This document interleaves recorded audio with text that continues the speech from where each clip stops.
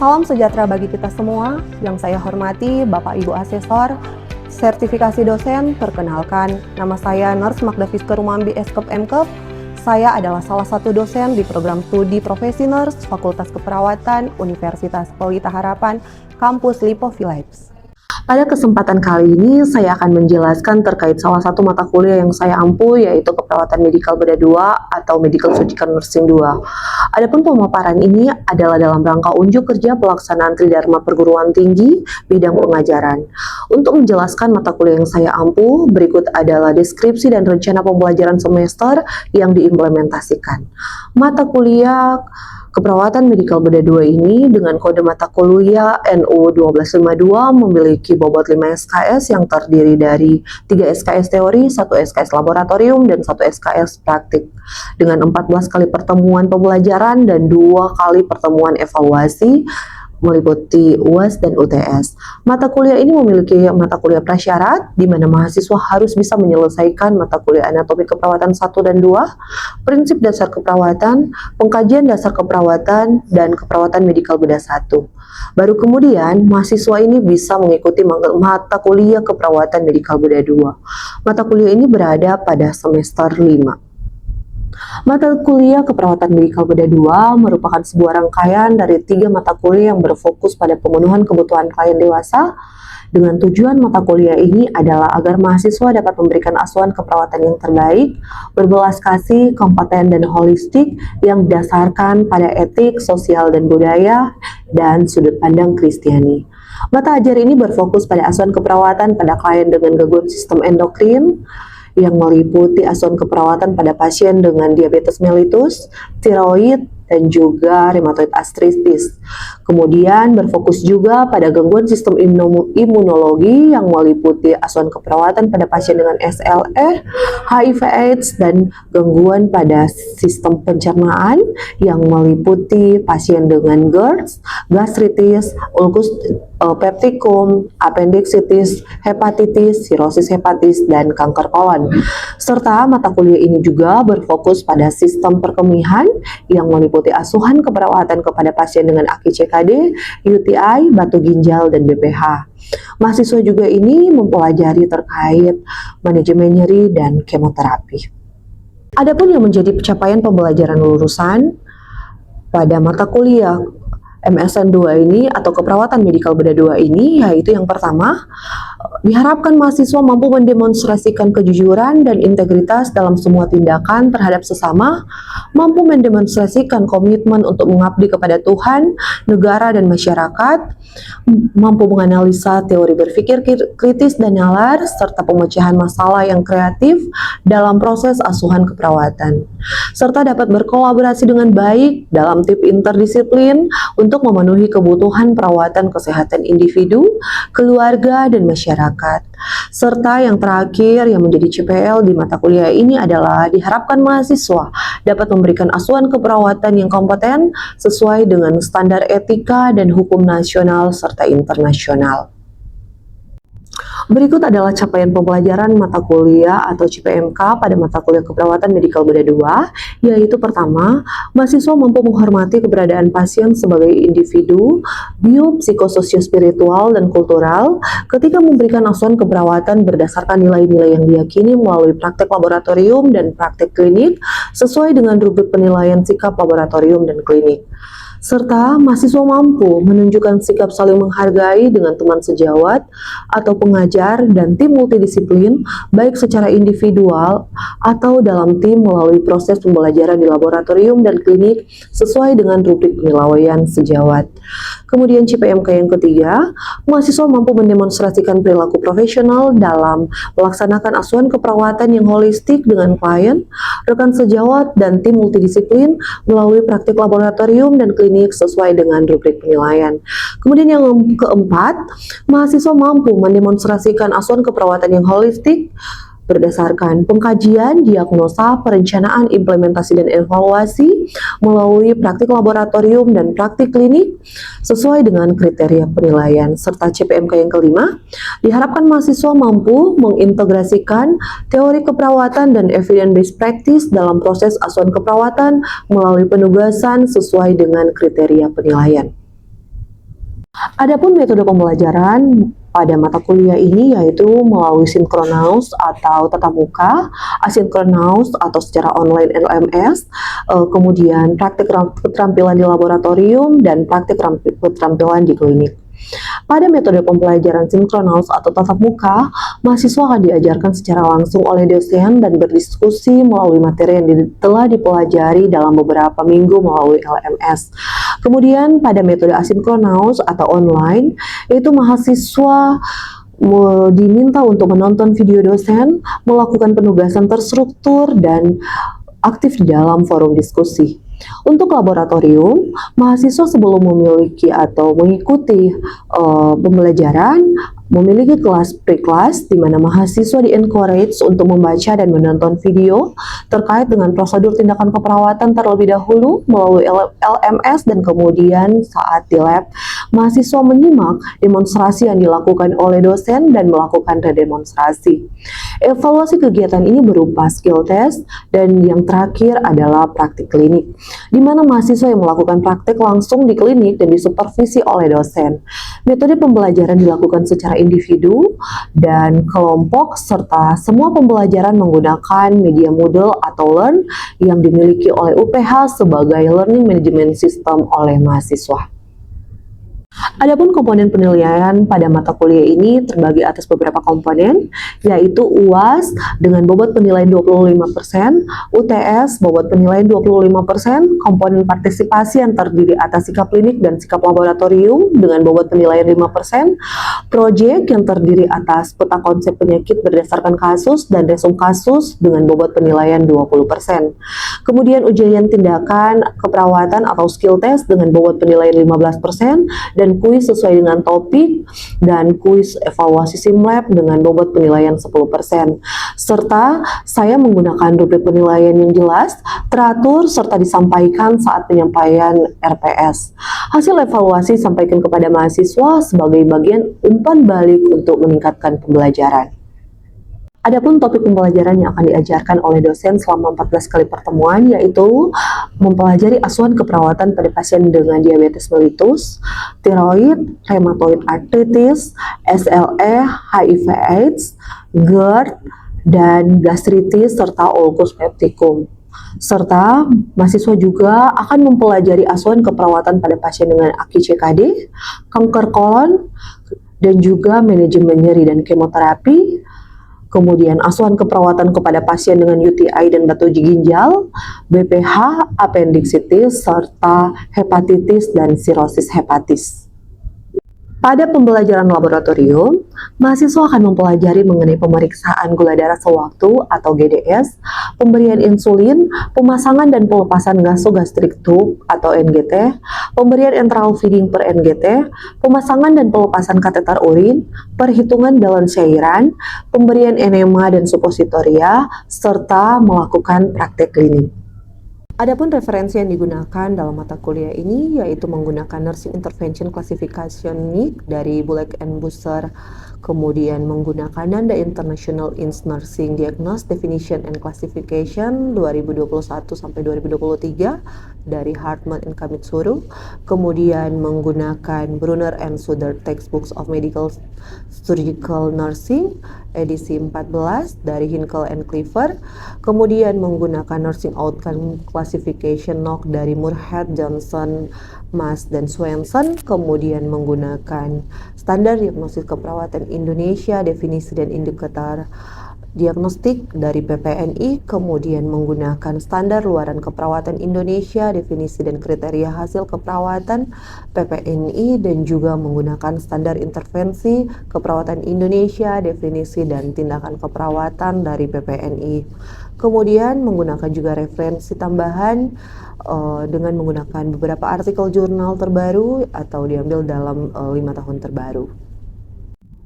Berikut akan kita saksikan video proses belajar mengajar mata kuliah keperawatan medikal beda 2 di dalam kelas maupun di laboratorium. Selamat siang. Apa kabar hari ini? Puji Tuhan, baik ya. Hanya Vina nih yang baik? Semua baik. Oke, baiklah, kita akan mulai kelas kita untuk hari ini. Namun sebelumnya ada baiknya kita buka dalam doa. Saya akan pimpin. Mari kita berdoa. Ya Tuhan, Allah yang bertakhta dalam kerajaan sorga, terima kasih untuk kesempatan yang begitu indah yang Tuhan berikan pada kami hari ini. Saat ini Tuhan, kami akan memulaikan pembelajaran kami.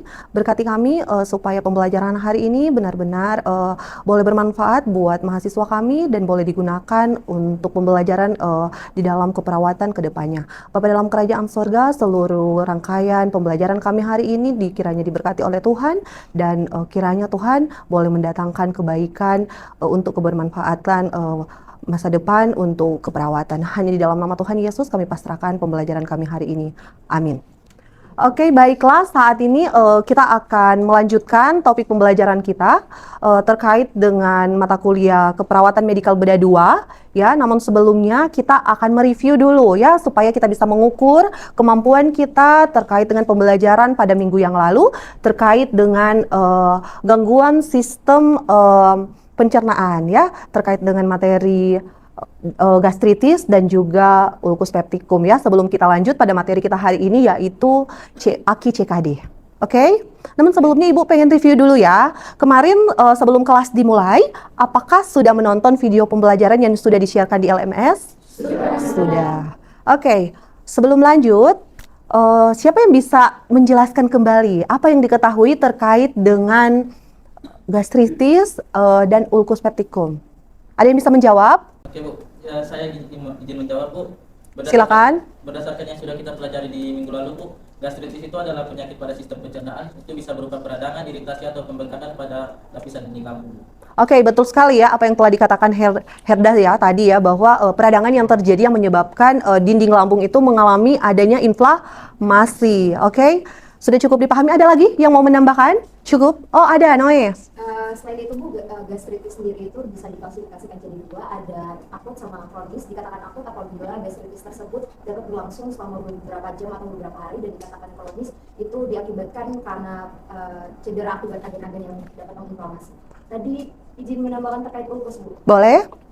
Kalau terkait ulcus itu tuh kayak luka di dinding lambung. Biasanya itu bisa terjadi di dinding lambung, bisa juga di pilores yang antara lambung sama duodenum. Itu aja. Oke, thank you Noe. Ya benar ya. Jadi apa yang katakan Noe bahwa terjadi itu gastritis ini bisa saja di fase akut dan juga secara kronis ya, yang terjadi akibat dari tingkat keparahan penyakit ya. Oke, saya pahami kalian sudah cukup ya untuk mereview terkait dengan materi sebelumnya. Hari ini kita akan melanjutkan dengan topik AKI CKD. Ya, AKI dan CKD ini ya. AKI adalah acute kidney injury ya, atau sering kita sebut sebagai gagal ginjal akut. Sedangkan CKD adalah chronic kidney disease, atau dalam bahasa Indonesianya itu adalah gagal ginjal kronis. Oke, jadi ada dua ya, dari gagal ginjal dari sisi akut dan juga dari sisi kronisnya kita akan bahas. Namun sebelum kita akan melanjutkan pada pembahasan kedua topik tersebut, kita akan mereview dulu terkait dengan apa sih yang perlu kita tahu ketika kita sampai terjadi proses gagal ginjal ya. Yang pertama adalah anatomi dan fisiologi dari gagal ginjal itu. Dalam hal ini kita akan belajar anatomi fisiologi dari ginjal. Oke, di antara kalian apakah ada yang mengetahui anatomi dan fisiologi dari ginjal? Saya Bu. Oke, Juni ya? Iya, silakan Juni. Jadi ginjal ini adalah sepasang organ sekresi yang menyerupai kacang merah, yaitu terletak di bagian belakang rongga perut. Betul. Dan juga tepatnya di kedua sisi tulang belakang bagian bawah dengan berat 150 gram. Dan juga memiliki 3 fisiologi, yaitu filtrasi, reabsorpsi, dan sekresi. Saja Bu. Betul. Berapa kira-kira berat dari ginjal itu yang Juni ketahui? Yang saya ketahui Ibu, berat ginjalnya itu 150 gram. 150 gram. Oke. Seperti itu ya, anatomi fisiologi dari ginjal. Kita perlu tahu anatomi fisiologi dari ginjal supaya kita bisa mengetahui proses perjalanan penyakit dari ginjal ini sendiri. Bagaimana dari ginjal normal ini hingga terjadi gagal ginjal, baik itu dari sisi akut ataupun kronis. Boleh dipahami? Oke. Sebelum kita melanjutkan pembelajaran kita hari ini, apa sih yang menjadi target atau capaian pembelajaran kita di dalam kita mengetahui asuhan keperawatan pada pasien dengan CKD, AKI CKD ini ada 5 capaian pembelajaran yang akan kita capai, yaitu yang pertama, diharapkan kalian semua ini mampu menjelaskan definisi, etiologi, patofisiologi, kemudian manifestasi klinis dan komplikasi dari gagal ginjal. Kemudian kalian mampu untuk melakukan pengkajian pada pasien gagal ginjal, baik itu pengkajian akut, pasien dengan gagal ginjal akut ataupun pasien dengan gagal ginjal kronik. Kemudian yang ketiga, diharap kalian mampu untuk menentukan penata laksanaan yang tepat, baik itu pada pasien dengan gagal ginjal akut maupun pada pasien dengan gagal ginjal kronis. Bagaimana tata laksananya dari segi pengobatannya, dari segi tindakan keperawatannya, diharapkan kalian bisa menentukan dengan tepat. Kemudian yang keempat, diharapkan kalian mampu menegakkan diagnosa.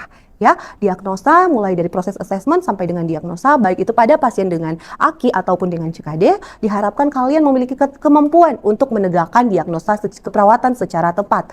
Kemudian yang terakhir, kalian diharapkan mampu melakukan asuhan keperawatan pada pasien gagal ginjal. Di dalam hal ini, asuhan keperawatan yang bisa kita lakukan yaitu dengan cara pada pasien CKD khususnya ya, dapat dilakukan pemasangan kateter dan pengukuran balance cairan. Oke? Jadi ini adalah learning outcomes yang nantinya akan kita capai di dalam pembelajaran ini. Oke, kita masuk pada apa sih gagal ginjal itu? Ya, apa sih gagal ginjal akut? Apa sih gagal ginjal kronis? Sebelumnya, materi sudah saya berikan di LMS. Apakah sudah membaca? Sudah. Oke, kalau begitu, di sini kita akan mereview. Apa yang kalian pahami terkait dengan gagal ginjal akut dan gagal ginjal kronis? Adakah yang bisa membantu saya menjelaskan kepada teman-teman? Oke. Jadi gagal ginjal akut itu adalah penurunan fungsi ginjal yang terjadi secara tiba-tiba dalam hitungan jam hingga beberapa hari dengan yang ditandai dengan peningkatan kadar kreatinin serum dan penurunan produksi urin. Gagal ginjal akut ini penyebabnya ada 3, prerenal, renal, dan postrenal. Kemudian gagal ginjal kronik. Gagal ginjal kronik ini adalah penurunan fungsi ginjal yang sudah berlangsung secara progresif selama lebih dari 3 bulan, ditandai dengan penurunan laju filtrasi glomerulus atau adanya kerusakan ginjal. Penyebab tersebutnya itu ada hipertensi, ada diabetes mellitus, glomerulus nephritis. Oke, betul ya apa yang dikatakan oleh Ian ya. Ian kemarin sudah belajar ya Ian ya. Ya, secara akut dan secara kronis itu gagal ginjal ini dibedakan berdasarkan kelama penderita ini mengalami keluhannya. Jadi kalau gagal ginjal akut itu dirasakan manifestasi itu selama kurang lebih 3 bulan. Tetapi kalau keluhan itu dirasakan dalam waktu yang cukup panjang, itulah disebut dengan gagal ginjal kronis, di mana AKI ini terjadi secara mendadak ya prosesnya, kemudian kronis itu terjadi secara progresif ataupun irreversible. Seperti itu. Itu adalah perbedaannya. Jadi kalau kita mau lihat perbedaannya seperti itu. Kemudian kenapa sih Bu kita perlu memahami topik ini? Karena ternyata berdasarkan riset ya, gagal ginjal ini menjadi salah satu penyakit kronis yang dapat memiliki peningkatan angka kematian atau angka mortalitas ya. Dimana coba kita lihat pada tahun 1990 sampai 2017 terjadi peningkatan angka kasus kematian sebesar 41,5%. Dengan angka kejadian terjadi pada 1 di antara 10 orang. Ya, makanya kenapa penyakit kronis dalam hal ini gagal ginjal ini menjadi satu topik yang penting untuk kalian pelajari ya sebagai perawat. Oke, secara klasifikasi ya, tadi Ian sudah sempat menjelaskan secara klasifikasi ya, gagal ginjal akut dan gagal ginjal kronis dan proses terjadinya. Ada yang bisa tahu, 6 grading dari si gagal ginjal kronis di sini? Oke, Vin. 6 tahapnya sendiri dari tahap pertama, D1 itu lebih dari 90, lalu ada D2 itu 60 sampai 89, ada D3 45 sampai 59, lalu ada G3B itu dari angka 30 sampai 44, G4 15 sampai 29, dan terakhir itu adalah G5 di angka kurang dari 15. Di G5 sendiri itu sudah mengalami end stage kidney disease atau SAD. Ya, betul. Apa yang telah disampaikan oleh Vina ya, bahwa ada 5 grade atau stadium dari gagal ginjal berdasarkan laju penurunan glomerulus itu ya. Biasanya terjadi penurunan EGFR, kemudian urin mengalami penurunan ya outputnya, dan kemudian paling tersering ketika pada pasien dengan tadi ketika pada stadium 5 atau kondisi end stage yang terjadi adalah systemic complication. Artinya terjadi komplikasi secara sistemik pada organ tubuh pasien. Ya, makanya dari itu kenapa tadi kita perlu memahami yang namanya anatomi fisiologi dari ginjal. Karena ternyata ketika proses fisiologi tidak terjadi dengan baik, systemic complication ini adalah output dari kondisi gagal ginjal kronik. Oke, sampai di sini apakah bisa dipahami? Bisa. Oke. Kalau begitu kita akan lanjut. Jadi itu adalah merupakan gambaran dari pasien ketika kalian melakukan perawatan pada pasien dengan gagal ginjal. Jadi pasti kalian terpikir, Ibu apa aja sih pengkajian yang perlu saya kaji ketika saya akan melakukan perawatan pada pasien baik itu gagal ginjal akut maupun gagal ginjal kronik? Ya, tadi yang disampaikan Sarah ya. Jadi ini semua. Pasien itu biasanya ada yang namanya kelelahan, kelemahan, penurunan pengeluaran urin ya, ada sampai pasien dengan penurunan berat badan tertentu ya, seperti itu. Apakah bisa dipahami?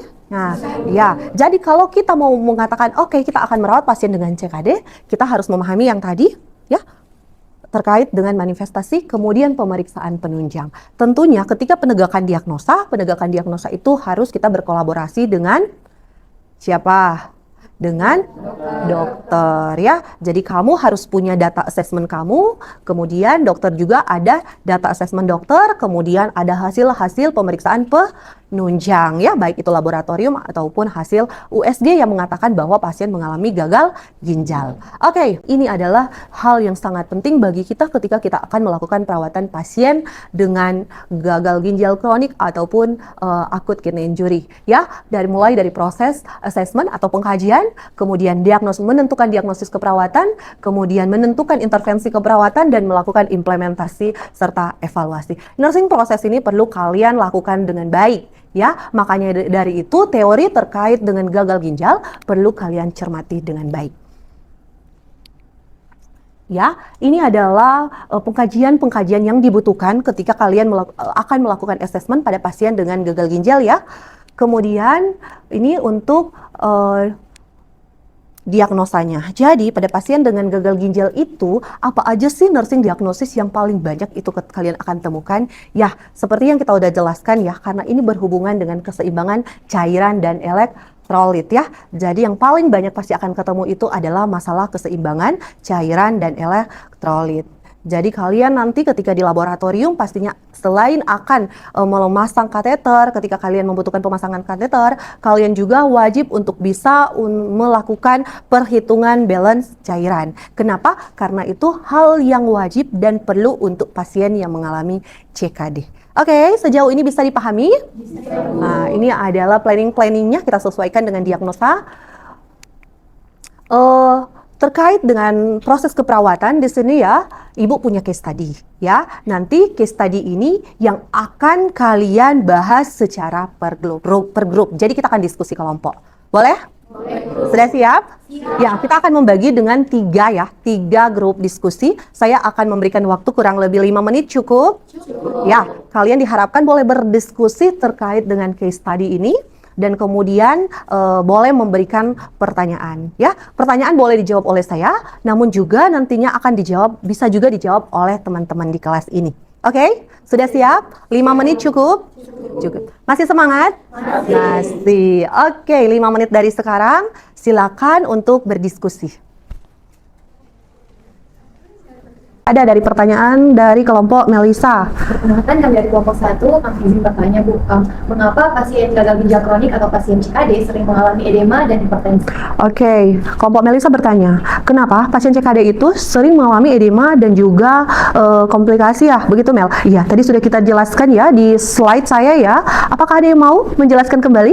Oke, ada Okto ya.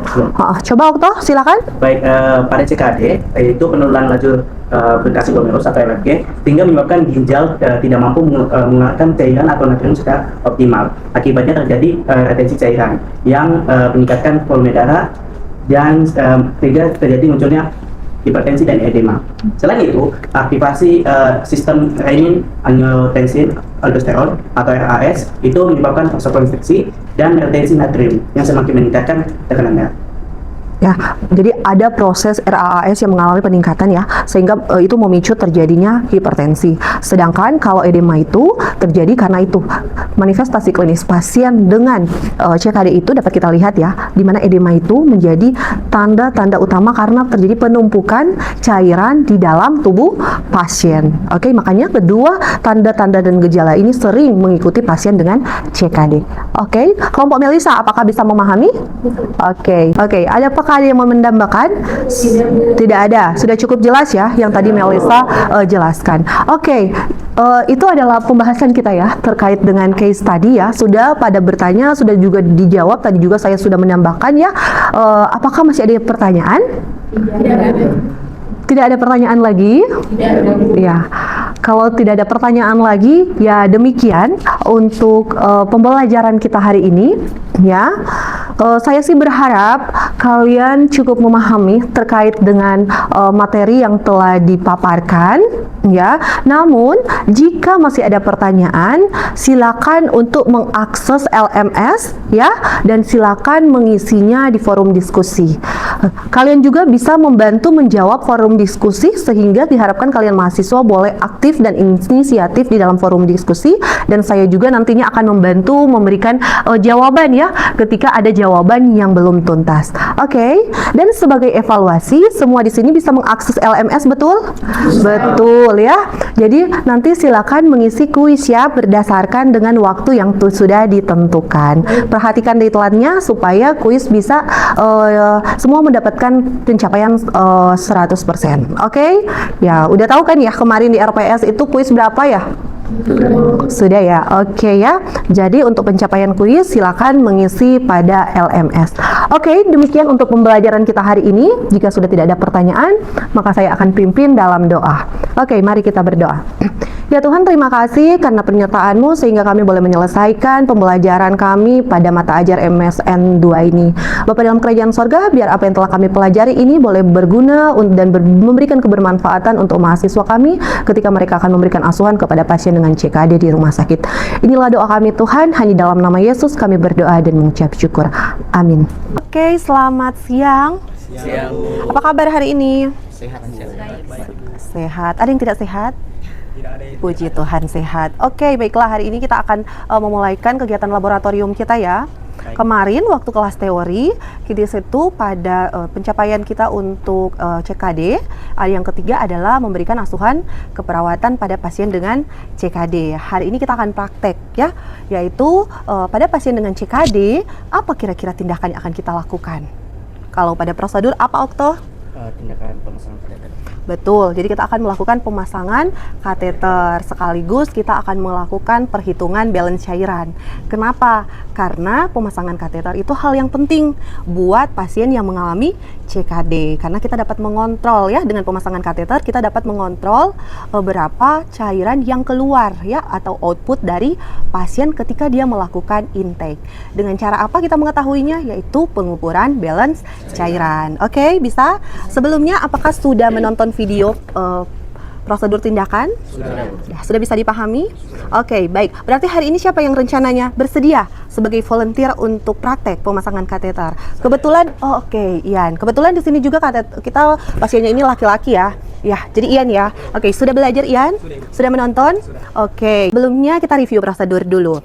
Oke, sebelum kita melakukan pemasangan kateter, kira-kira apa yang perlu kita evaluasi? Saya Bu. Boleh sebutkan siapa nama kamu? Nama saya Irfan. Oke, Irfan. Apa ya Irfan yang perlu kita evaluasi ketika kita akan melakukan pemasangan kateter? Oke, sesuai yang saya pelajari dari video Bu dan juga pada prosedur, hal yang perlu kita evaluasi itu pertama kita harus mengkaji dan mengidentifikasi pasien terlebih dahulu, dan juga kita mengecek kondisi pasien, mulai dari kita mengecek kesadaran, kapan dia waktu terakhir berkemih, dan juga seperti yang Ibu bilang tadi kita harus mengecek lembar balance cairan atau keseimbangan cairan pada pasien.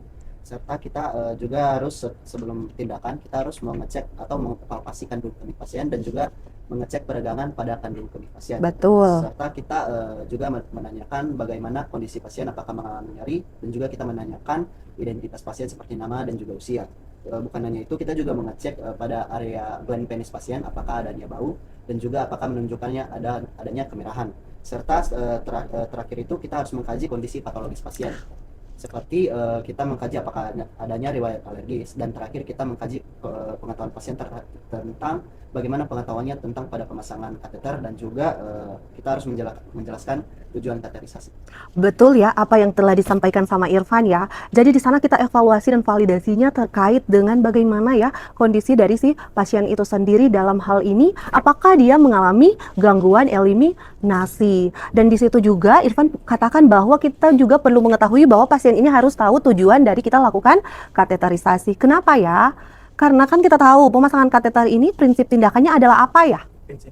Prinsip steril ya, di mana prinsip steril ini resiko tinggi terjadi infeksi ketika kita melakukan kesalahan di dalam pemasangan, dan juga ketika pasien tidak bisa merawat kateternya itu dengan baik. Jadi resiko tinggi pasien akan mengalami resiko infeksi. Oke, sudah dipahami ya apa hal yang perlu kita perhatikan di dalam kita akan melakukan pemasangan kateter. Oke, sekarang kita akan melakukan pemasangan kateter, Ian yang akan melakukan tindakannya. Oke, Ian, sebelum kamu melakukan pemasangan, kita cari tahu dulu, kita ulangi dulu, review dulu. Apa ya yang perlu kita siapkan, Cynthia? Baik, itu untuk pemasangan kateter kita perlu sarung tangan steril, tangan bersih, lalu ada silokan 2% jelly, larutan pembersih, dan juga squeeze 10 ml, dan juga aqua steril. Lalu kita mengambil kateter sesuai dengan ukuran, dan juga kita mengambil urine bag, plester, paket steril, selimut atau handuk besar, dan juga waslap, dan plastik kuning, hand wrap, dan juga underpad untuk pemasangan. Lalu untuk pelepasan itu ada gloves, speed 10 atau 20 cc, dan juga kasa dan alcohol swab, dan juga alas tahan air atau underpad, dan plastik kuning, air hangat dalam kom kecil, waslap, baskom kecil, dan juga sabun jika dibutuhkan. Oke, semua peralatannya udah siap ya? Oke, silakan Ian, boleh Ian mulai.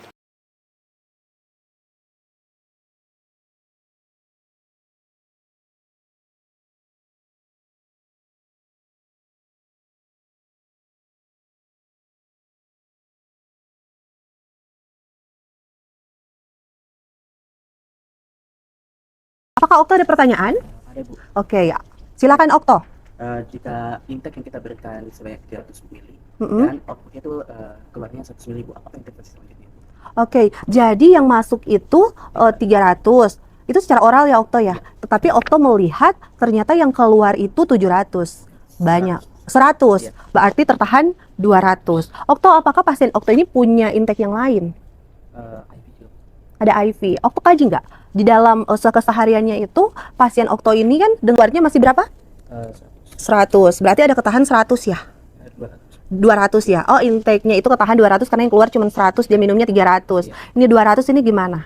Berarti Okto harus melakukan balance cairan ketat. Jadi caranya kayak mana? Karena seperti tadi Irfan udah jelaskan tuh, balance cairannya itu harus sama antara masuk dan keluar. 200-nya gimana? Karena kalau resiko kalau ini bertambah terakumulasi, jatuhnya akan terjadi penumpukan cairan di dalam tubuh pasien ini, sedangkan pasien ini adalah CKD grade 3 ya, dimana akan bermanifestasi ke masalah pada sistem-sistem yang lain. Salah satunya pasien bisa sesek atau bisa ke edema, salah satu manifestasinya kan ya, Okto ya. Oke, caranya kayak apa? Okto harus memberikan catatan kepada pasien, dimana di catatan tersebut ya, seperti ini Okto, ada catatan terkait dengan pencatatan balance cairan. Berapa cairan yang masuk itu harus dicatat. Kemudian berapa infus yang masuk harus dicatat. Seperti itu. Kemudian berapa cairan yang keluar itu juga harus dicatat. Apalagi kan tadi Ian sudah melakukan pemasangan kateter. Artinya kita sudah mudah untuk melihat berapa cairan yang keluar dari pasien kita. Seperti itu Okto. Berarti Okto harus menyiapkan catatan khusus kepada pasien. Ini aja Okto dikasih kepada pasiennya ya. Nanti diberikan stikernya, nanti dikasih ke pasien, diedukasi juga jangan lupa bahwa Ibu, Bapak, apapun yang masuk, apapun yang keluar harus didokumentasikan supaya Okto ketika visit pasien, Okto bisa melihat secara detail berapa intake dan output. Seperti itu. Bisa dipahami? Jadi kita bisa tahu berapa kelolosan 200 itu dari mana. Oke, jangan-jangan kita lupa bahwa pasiennya itu minumnya berlebih. Oke, Okto, bisa dipahami? Oke, good, thank you. Ibu akan mengakhiri kelas hari ini. Ya, kita akan tutup lewat doa. Jangan lupa untuk merapikan kembali ya peralatan-peralatan yang kita sudah gunakan di dalam aktivitas lab hari ini. Demikian, selamat siang. Demikianlah video pengajaran saya sebagai penyampaian diri dalam unjuk kerja Tridharma Perguruan Tinggi bidang pengajaran. Saya ucapkan terima kasih kepada Bapak Ibu Asesor dan tim penilai dalam penyelenggaraan sertifikasi dosen tahun 2026.